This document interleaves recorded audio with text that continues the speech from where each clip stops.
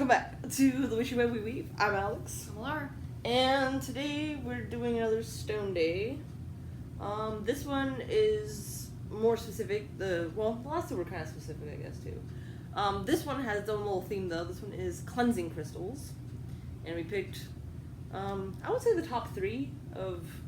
My top three. Yeah, and then easiest to get, quite honestly, Yeah. you know, they're probably some of the easiest crystals to find pieces of nowadays. Mm-hmm. But yeah, so we'll just hop right into it. Quartz first? Sure. Alright, so first one is clear quartz. We have little... This is the only piece I have anymore right now. My other ones are somewhere else. So I have a little spiky, I forget what these are called, thing. And her piece was a more normal chunk of clear quartz. And I'm sure you have little grid pieces somewhere. I do, but they're doing what they're doing right now, so. Gritty. Didn't realize dogs couch shaped like cats. Yes. Anyway, so clear quartz is probably the easiest stone to get. It's gonna be at any metaphysical shop. It's also gonna be in shops that aren't necessarily metaphysical. Rock shops especially. Clear quartz is incredibly cheap. Yeah. Compared to other stones. I want to say that it's probably one of the most affordable stones that you can have, and it's relatively easy to find in places like my home state of Arkansas. Mines, right? It has a lot of quartz, mines, deposits, things like that. So I found a lot of these growing up as a kid, just mixed in with the dirt. No, dang, okay. But I really like clear quartz because it's not only a cleanser, it's a really good generator for energy, but it's also the fact that I consider clear quartz to be one of the most versatile stones, crystals that you can have in your repertoire. Like, honestly, you could do most anything that you want to do energy wise with clear quartz. With just clear quartz. It literally can be you can substitute almost any crystal for clear quartz, and it will still do the job. Now, I don't know. Good at clearing negativity. That's basically like, so two things to do with clear quartz is you're either gonna absorb negativity out of something else typically. Three things. Third would be what she just said, substitute it in for something else, right? Because it can stand in, because they call it the Mother Nature stuff. Something to do with Mother Nature, because it is good basically for all chakras. It can stand in for any stone. It has like really good vibrations with the earth itself. I forget exactly what it's called, but it's basically called like the Mother Nature stone, because it is everything and anything basically. So the other two things, so you're either gonna basically, it's like a sponge, it's gonna absorb that negativity out of, say, I don't have anything with me to do that with, but say out of another stone, right? Or like she objects. said, sometimes it's really good for like jewelry or things. Yeah. Just to rest it on it, or to hold it in your hands with the object, and just a lot of, for me, in my mind, the way that clear quartz works best is it works very well with intentions. It's very good at molding and adjusting its vibration to yours or to your intention. Really good for programming. It's very good for program. It programs very well, very easy. And that's why it's such a versatile stone. So a lot of times, all you have to do is, if you're cleaning a stone or an item, you just hold it in your hands with the quartz, and you do whatever you do to imagine the item being cleansed. Whether that is, people see energy differently. So for me, I often imagine that I can kind of see the energy that is in the object. I can see it being murky or cloudy or dark. And then I can kind of see the quartz as being a bright light, and then slowly that white light penetrates, and it gets lighter and lighter and lighter, and it just dissipates. Almost like I'm shining it out. I was saying, one of the other things, I don't personally do this, but I've heard of it where people will imagine like running water over it, which is really good because clear quartz can cleanse stuff that you can't necessarily run water over. Yes. So if you think of energy as water energy, something that transmutes and flows, basically, that's a good, kind of replacement for things that would do that naturally, like, for instance, water. Another thing I like, the jewelry thing, what I was going to mention was, since clear quartz is relatively cheap, that's even something you can even have, like, a little bowl of and set jewelry in as well. Kind of like, we were mentioning, I think, in the jewelry one where you can do that with a bowl of salt. Yes. But if you have jewelry that, for instance, doesn't like salt, you could probably do a couple, a little... You probably even do salt and then the clear quartz just to, like, so the salt doesn't touch the stuff, but it's still there. Now I will say that clear quartz doesn't need a whole lot of cleansing, but I would still do it. Yeah. Especially if it's taken out a lot of negativity, like... Especially if you have items that you would at work or school or somewhere where you're just constantly bombarded by, either people with bad energy or if you get social anxiety, stuff like that. It's absorbing a lot, whatever it is your piece is. That's jewelry, if that's a stone in your pocket, what have you. Even if you're like a pen clicker, someone that has to fidget with something, if you have a fidget toy, spinner, cube, whatever, stress ball, I would throw that in a bag of quartz or something, honestly, just to kind of... cleanse it, honestly. It's also, for me, this is kind of the way that I think about it. With clear quartz, because it is so easily programmable, it is so good at being versatile and adjusting itself to whatever energy it's dealing with.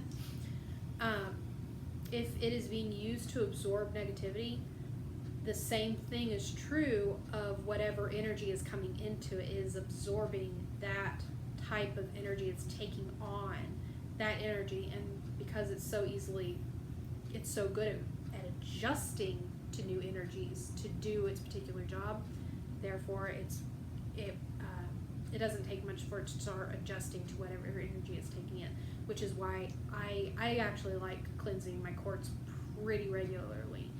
Either that, or if I'm kind of doing what you're talking about having a bowl of quartz, I would add a secondary cleanser in with it to help reinforce and to help cleanse the quartz as it soaks up that other outside energy.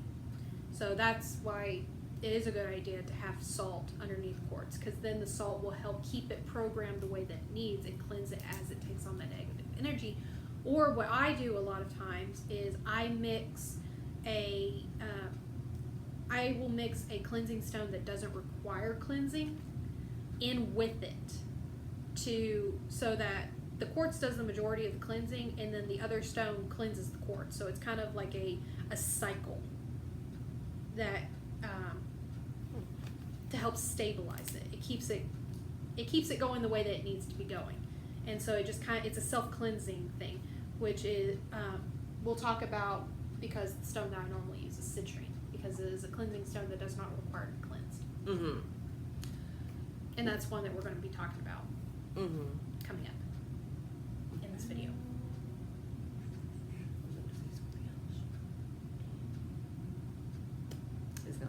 Okay, moving on. No, pretty much moving on. We'll do citrine since I just talked about it. I don't have a piece, which is ironic because it was like the very first stone I ever really bought with intention. But yeah, she's got a couple little pieces. Citrine is one of those stones that I constantly have to stock up on because I'm constantly using it in something. It is, I want to say, in my top 5 staple items for stones, crystals, gems, stuff like that, because it's something that I'm always forever using. And I really enjoy citrine because it has such a bright and sunny energy to it that it literally burns away negativity. That's kind of how it cleanses, and it's such a strong, powerful cleansing that it doesn't take on the negativity, so therefore it doesn't need to be cleansed. It is a cleansing stone that does not really require to be cleansed. I just like refreshing it every once in a while because it makes it feel like it perks up a little, and it just makes me happy because I love citrine. but I want to say citrine has a sun correspondent, and it's also attributed to fire energy. Third chakra. Third chakra. It is specifically a solar plexus stone, which that's kind of my jam. So she already showed you my little chippies. I've got dozens of these elsewhere that are in other grids, working stuff like that. But that's what the little chippies look like. Citrine is really affordable. It's pretty cheap for the most part, especially if you're getting them in chips. I want to say these were 50 cents to $1 a piece, something like that. Not bad. In that range, yeah, not bad. And then I also have this so you can kind of see. This was a gift.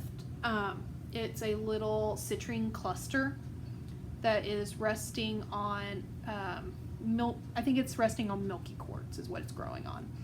But that's what a cluster of citrine looks like. And actually, this was gifted to me by the owner of the Power of the Rainbow, our local rock shop. Hey. I come in so often. I've been a customer of his for like 8 or 10, 8 years or so. Has it been 8 years? It's been pretty close to 8 years. Oh shit. Okay. It's been a minute. It's been a while, but I go in there really regularly. I'm a pretty good customer, and he's a really nice guy. And from time to time, because I often tell him, what I'm coming in for, if I'm looking for something in particular, or I'll ask him general questions about like a project I have in mind for, and he'll help me kind of sort out and prioritize. And he knows his stuff. And I think there was one time that I had come in, and actually it was when I got these chips, because I needed to restock, and I was talking to him about how much I use citrine in almost everything that I do, because it's such a staple item for me. And he stopped, and he was looking around, and he's like, and he walked off, and he came back, and he's like, "This is for you." He's like, "Just take it, just have it, it's for you." I was like, "Aw, thank you." He's a sweetheart. He really is. He's a very sweet man. Yeah, so two little things that I didn't necessarily really associate citrine with. Like, I associated it with more like health, sun, solar plexus kind of stuff, but I was reading that it is really good for abundance work, which I guess is good for positive work in general, right? Yeah, I would think so. And it's also good for attracting romance, which, again, I would have not thought, but that was mentioned, and I was like, well then. Now, and it did say that it would dispel unfriendly spirits. So either if you, so they were mentioning if you had like bits of citrine, you can put them like on windows or whatever, or if you did like a citrine infusion, which I do believe citrine's okay with water. It is. I want to say it's kind of part of it's like in the family of quartz, but I could be wrong. I could be really wrong on that. So no quotes. No quotes. But since they did mention a spray, I assume either. But I do know that handles water, or if it does absorb, it does not become dangerous. Yeah, that's the thing. I think I'm about 85 to 90% sure that quartz is water safe. Because I put it in water and there's been no ill effects. Yeah, clear quartz, if it's just quartz with no inclusions, for sure is safe in water. Absolutely. Anything, once it has inclusions, could take on another actually, thing. kind of rewinding and going back to clear quartz real quick, let me state that one of my favorite things to do with clear quartz is to put it in my moon water to charge it. Yeah. I also, just because it's really good at amplifying. So I will put in my moon water to have charged moon water, which can be used to make elixirs. It can be used in other... What? Sorry, that's what I meant to talk about, and then we talked about something else, and then I said I couldn't remember.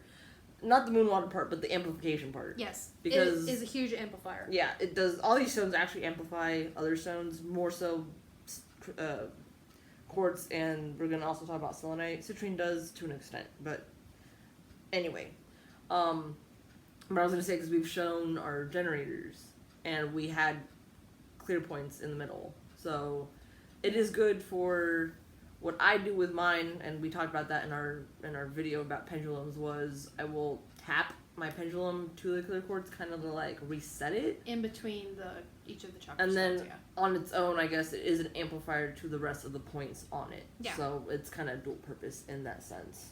Which is why clear quartz is so good at being put in crystal grids, especially at the heart of the grid, to help generate the energy, keep the energy flowing and circulating, and keep it healthy, and keep it amplified and charged. I'm gonna say 3 out of every 4 grids that I make has quartz in it, either as a generator or I have quartz chips mixed in to help, mostly points, to help direct the energy, keep it flowing in a particular motion to help The energy flow. Yeah. Manifestation. Yeah, whichever. keep the flow going well. It's throwing me off really bad. The camera end is on this side. Yeah. On this side. I keep looking off to the wrong side. I I'm was like, sorry. it's over here. I think I threw it in the stand wrong. Now one weird note that I read about citrine that I had never read anywhere before, but I could kind of see where they were coming from, was that citrine is not good for certain people. I was reading that if someone is quick to aggression, I could see that. It's almost like too much of a spark. Okay, I actually can see that I wouldn't have thought about that, but yes. And I think a lot of that has to do with the fact that citrine is such a solar energy stone. Because when you think about fire, when you think about the sun, too much of a good thing is a bad thing. So you can literally crisp up or burn in the sun, or it can literally, like through a magnifying glass, through an amplifier, like a magnifying glass, you can burst into flame. So that makes perfect sense to me, actually. I just hadn't read it anywhere else until I was doing research for this one. It may not be a very good choice of a stone for those that are hot-natured, like hot-tempered, or if they are very heavy in their birth chart for fire, fire element, yeah. For fire element, fire signs, fire-related planets, things like that. Yeah, so not that all fire signs can't handle it, but if you are a fire sign, I would proceed with caution. Yeah. Handle it first, see how it makes it feel. If it doesn't make you feel great, don't work with it. Just because if you're already working with a campfire or a bonfire, it's really easy to turn that into a bushfire. Or a forest fire. Don't want to burn down your house. Now, the last little thing I wanted to touch on, and the first part is not a matter of opinion, the second part is, so everyone take everything with a grain of salt. A lot of commercial citrine is not actually citrine. Yes. It is amethyst that has been cooked. Yes, this is a fact. Yeah, so that part is the fact part because natural citrine is a lot harder to find than, say, amethyst is. And I guess when you cook amethyst, I don't know why, I guess the heat reacts to it and it turns it into... It's a chemical reaction. Yeah, citrine. So, some folks do not like the fact that most of their citrine is not citrine per se, and some folks don't care. Yeah. Now, because when you look at a piece of, like, a big piece of natural citrine, and the first time I saw real citrine, I was a little flabbergasted. Because it is very cloudy. Yeah. And this is going to sound kind of gross, but it's kind of a pea color. Like, unhealthy pea or whatever you want to call it, but it's kind of like a pea yellow. It's not like this burnt orange that a lot of people relate citrine to. There is some natural citrine that looks like that. It's just the majority of citrine looks like as you're describing. So yeah, I think most of my pieces aren't really citrine, if I'm going to be honest. Just because one of the first pieces I got was it was a cluster, and it has bands on it. Yeah, citrine does not do that naturally, apparently. It will grow kind of like quartz, where it's the point and then like a cluster at the bottom. Anyway, so that's kind of a matter of... The next part is a matter of opinion. Do you want to work with burnt amethyst or not? That's kind of up to you. I know I've worked with burnt amethyst, quite honestly, because that's just what I've found more often. It does... And the one time I found natural citrine, it was really expensive. Because they were huge pieces. It doesn't really bother me in my own opinion. It doesn't really bother me so much because I think of it this way. It is already within that family of stone. Like, they are already naturally related because of their composition, how they're made up, like the structure of the stone. Then, whenever it is taken and altered, they're chemically, you know, they are scientifically, chemically, like it's not all chemicals are actually liquid chemicals. Like there's it's altering the structure to create it and make it into citrine. So that since it's structurally citrine, it's still citrine. It just got there a different route. This is my thinking. Also, the act of actually cooking it in heat gives it that addition of that element, that fire, that heat, that solar. That is why I like working with citrine. So it's still giving me the ultimate solar fire energy that I need, that I like and need to work with, and how. And so it works in the way that I use citrine, because I basically use citrine to like think of it like burning out infection. That's kind of how I view citrine. It's literally like burning away the harmful. It's burning away the negative. Yeah, like I said, matter of opinion, because I know I've worked with it before too, and I haven't. I've never worked with real citrine, to be honest. I mean, probably to each their own. If you would prefer to work with natural citrine, that's perfectly fine. And I understand. Last tidbit, which isn't about that tidbit, but I will say that I would be careful buying it at non-rock shops and non-metaphysical stores that are specific and not scammage. Yeah. Because I'm pretty sure one of the pieces I have bought might have just been dyed quartz. Yeah. Dyed effectively, but try not to buy it at like a touristy shop. Yeah, just a little other or a FYI souvenir on that shop. one. But yeah, that one I feel covered. Alrighty. And the last one for today is selenite. Now I will insert a picture of my big tower here. I wasn't gonna haul that over here because it's a big boy. Kind of like they make Himalayan salt lamps. They also make selenite lamps in different sizes, and I got one that's different sizes, different shapes. Yeah, about yay big, and it's like a full natural tower. So it's basically this, but they hollowed out part of it, and it's big. I brought my tiny one. Selenite to me is one of the most carved, reshaped stones that I ever come across. Which is funny because I hadn't seen carved selenite until way after the fact, because I'd only ever seen it like this, and I thought it was too fragile to carve originally. Which I'm still kind of surprised that they can carve this, I'm gonna be honest. I mean, they can shave soap into... Yeah. But it's the fact that you can often find selenite in towers of different shapes, in bowls or in cups or candle holder shape. You can find them like mine, where it has been shaped and carved and smoothed into a heart, you know. And I've seen palm stones with the same palm stones, you know, all different shapes and sizes. And I really enjoy selenite. I like that it's so versatile and so many shapes that you can find it, because each of those shapes can be useful for certain things. I kind of use mine as a giant palm stone, and I often will rest my jewelry on it or other stones on it. I often will put it in a crystal bowl at the bottom because it's so big, and then I will pile my other stones that I've been using for grid work in it, and literally let it soak for a few nights before I take it out. If you really want to amplify selenite, what I recommend is putting it in a crystal bowl and putting it out under the moon, because ultimately the way that I view selenite, and it's in the name, selenite, Selena, the moon. It's literally supposed to be a stone very associated. Yeah, very closely associated with lunar energy. Hence why it kind of glows on its own. I was just like, I Like had noticed moonbeams. that. Yeah, I had noticed that, but like it actually picks up on the camera really well. Like here it's kind of dull, but then like the minute any kind of light hits it, It like flashes. It's almost too glowing for the camera.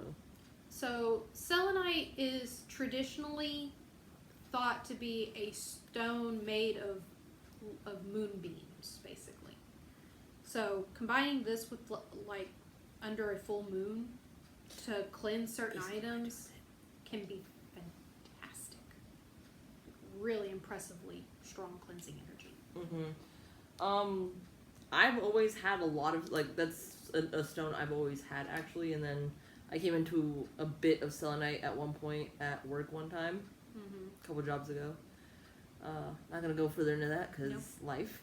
But I have several of these pieces, actually, and most of them, actually, I think all of them are in a grid right now, because I saw my grid up. Oh, yeah. She's seen it.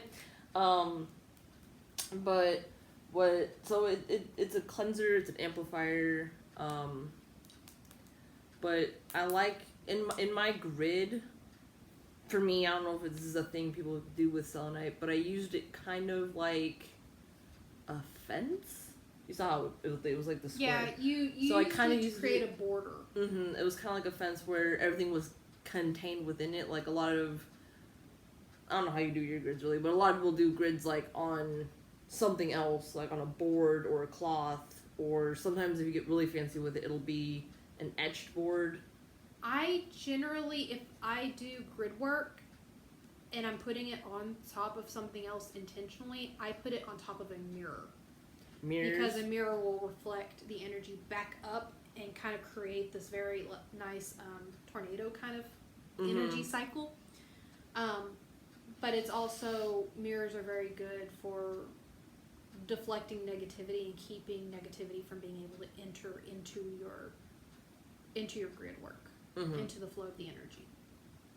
We're gonna need to do a video about mirrors, I think, at some point. I think so. I use my mirror so much that would actually be a really good idea. Which is funny, because I was reading somewhere where you don't want big mirrors in your room. And I'm like, oh, that might explain some things. I know you don't have one, I'm just saying. But actually, that goes into my list of the tools that I want to do. So Anyway, yeah, so I used it, like Ashley said, as a fence, as a barrier, because I didn't have anything underneath it. My grid is literally in a drawer. It's like one of those little skinny drawers. It's in my, what are those called? Dresser. But yeah, so I kind of used it, to amplify and to, like, kind of add a cleansing element, because I don't think that one has any clear quartz, because I didn't have any clear quartz. But it was also to kind of contain everything, because what I was doing with it needed to be contained and then kind of expelled. So it worked though. Yeah. But yeah, so that's what I've used selenite in a personal way. So it is really important. We've mentioned this very briefly with selenite, but I think it bears repeating and drawing attention to. Selenite is incredibly fragile. It is made of tiny slivers in its structure. It's like little tiny bands, and it breaks very easily. It shatters very easily, and when it shatters, we're talking think of splintered glass. Yeah. I had all of my sticks like that in a bag, and there was just dust, and I emptied out the bag upside down one day on accident. So my room basically, you have splinters all over your couch now, by the way, just so you know. Yeah. But yeah, so there's, I will randomly go up the stairs, and sometimes I'm, really close to the stairs because I do certain exercises, and I'll see little tiny grams of sparkly selenite in the dust, so it's kind of like glitter. Once it shatters, it's there forever. Well, there are some people that intentionally grind up and powderize selenite to make moon dust, angel dust, something like that. Something like that. I can't remember the proper name of it right now. Yeah, kind of like when people grind up eggshells. It's kind of like a powder. It has a particular purpose. But selenite in particular, you do not put it in water. It will dissolve. It will splinter. Do not put it in a bowl of salt. Yeah. It will splinter, and you will not be able to see it. Is selenite affected by sun stuff? I would not recommend putting it out in the sun. I wouldn't either, just because it's a moon rock. Exactly. Regardless of whether or not the sun would actually alter its look, like its shininess, impact or cause it to dull or anything like that. Regardless of all that, I would not put selenite out in the sun because it is a lunar stone. It is moon energy. You can do nothing better for selenite than to put it out underneath the full moon and let it soak up moonbeams all night long. Like that, it's beautiful energy when you do that.